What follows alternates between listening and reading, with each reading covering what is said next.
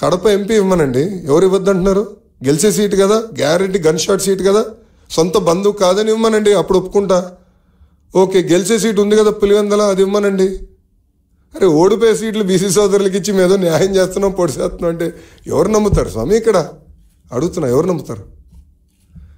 ఇప్పుడు గతంలో గెలిచిన చిలుకలూరుపేట సీటు కాదని ఎప్పుడు గెలవని వెస్ట్కి తీసుకొచ్చి అభ్యర్థిని పెడితే ఎట్లా వర్కౌట్ అవుతుంది?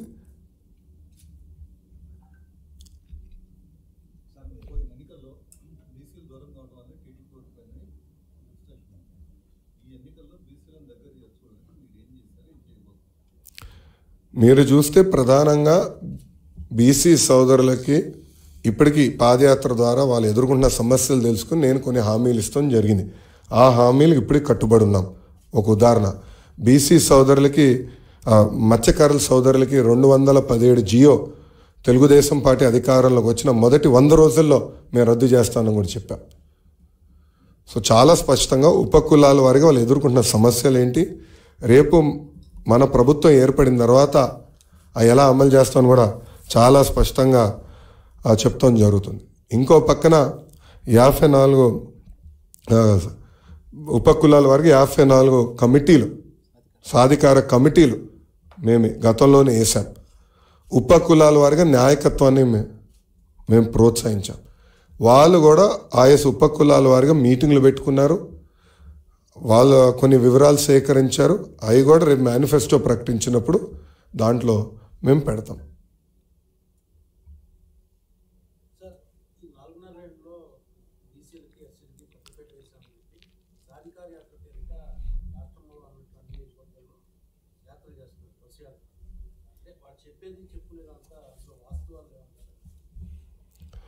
ఒక్క లోన్ వచ్చిందని నిరూపించమనండి, ఒక్క బీసీ సోదరికి లోన్ ఇచ్చారని ప్రభుత్వం నిరూపించమనండి. ఒకరే ఒకరికి లోన్ ఎక్కడ ఇవ్వరు, పనిముట్లు ఇవ్వరు, తరతరాలుగా మత్స్యకారుల చేతుల్లో ఉన్న ట్యాంకులు తీసుకెళ్ళి పెత్తందారుల చేతులకు ఇస్తారు.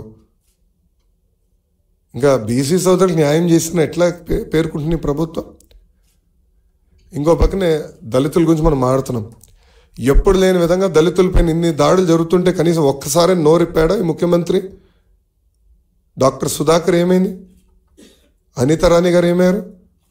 ఓం ప్రతాప్, కిషోర్, మహేంద్ర, ఇట్లా అనేక మంది దళితులపైన ప్రభుత్వం దాడి చేస్తే ఏమైంది ప్రభుత్వం? అరే దళిత హోంమంత్రి గారు ఆమె సొంత నియోజకవర్గంలో దళితుల్ని కాపాడలేకపోతుంది. ఆమె సొంత నియోజకవర్గంలో దళితులపైన దాడి జరుగుతుంటే ఆమె కాపాడలేకపోతుంది. ఇంకా బీసీలకు న్యాయం చేసిన ఎట్లా ఒప్పుకుంటాం అండి? దళితులకు న్యాయం చేసిన ఎట్లా ఒప్పుకుంటాం? సో బస్సు వేసుకుని తిరిగినంత మాత్రాన తప్పు ఒప్పదు కదా.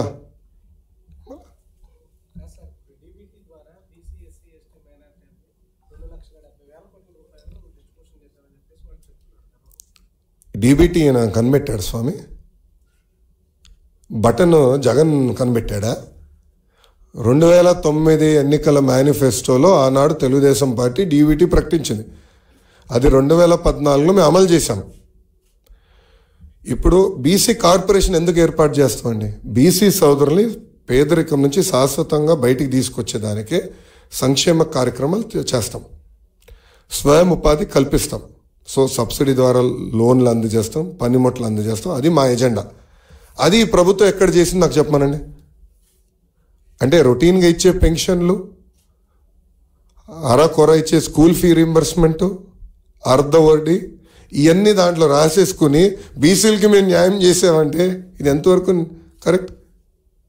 మేము చూసాం కదా, మా కౌన్సిల్ ఉన్నప్పుడు మాకు కూడా పుస్తకాలు ఇచ్చేవారు కదా, అయ్యే ఉండేది. కానీ ఒక్క లోన్ ఇవ్వలా. అంతెందుకు దళితులకు పోతే దళితులకు రావాల్సిన 27 సంక్షేమ కార్యక్రమాలు రద్దు చేసింది ప్రభుత్వం. దాని గురించి మాట్లాడమందాం. బీసీ సోదరులకు ఎందుకు విదేశీ విద్య కట్ చేసింది? పీజీ ఫీ రీంబర్స్మెంట్ ఎందుకు కట్ చేసింది? బెస్ట్ అవైలబుల్ స్కూల్ ఎందుకు కట్ చేసింది? కనీసం ఆంధ్ర రాష్ట్రంలో ఒక్క కమ్యూనిటీ భవనం కూడా పూర్తి చేయలేదండి. 80% పనులు తెలుగుదేశం పార్టీ అధికారంలో ఉన్నప్పుడు పూర్తి చేశాం. మిగిలిన 20% పనులు కూడా పూర్తి చేయలేదు ప్రభుత్వం. నేను అనేక సెల్ఫీలు కూడా దిగి చూపించా పాదయాత్రలో. మళ్ళీ వీళ్ళెట్లా క్లెయిమ్ చేస్తారండి న్యాయం చేశామని? అది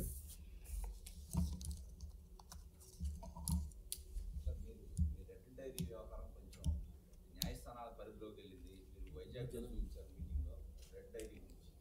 అది సిఐడి వాళ్ళు న్యాయస్థానాల్లో ఇచ్చారు. నోటీసులు ఇవ్వమని కూడా న్యాయస్థానం బెదిరిస్తున్నారు దర్యాప్తు అధికారులని లోకేష్. నేనేం చెప్పాను? ఏ అధికారులైతే చట్టాన్ని ఉల్లంఘించి మా కార్యకర్తల్ని నాయకుల్ని ఇబ్బంది పెట్టారో వాళ్ళ పేరు నేను రాసుకున్నాను. నంబర్ 1, వాళ్ళపైన రేపు జ్యుడిషియల్ ఎంక్వైరీ చేస్తాం, వాళ్ళని సర్వీస్ నుంచి డిస్మిస్ చేస్తాం, న్యాయబద్ధమైన చర్యలు తీసుకుంటాం. ఇది మేము చెప్పా. ఓకే, సో ఎక్కడ నేను చట్టాన్ని ఉల్లంఘించా, రాజ్యాంగాన్ని ఉల్లంఘించా? నేను సూటిగా అడుగుతున్నా. అంటే తప్పు చేసిన వాళ్ళు తప్పు చేయలేదని నేను ఒప్పుకోవాలండి. ఓకే, రేపు ఒక పని చేద్దాం, సిఐడి వాళ్ళని స్క్రిప్ట్ పంపించాం.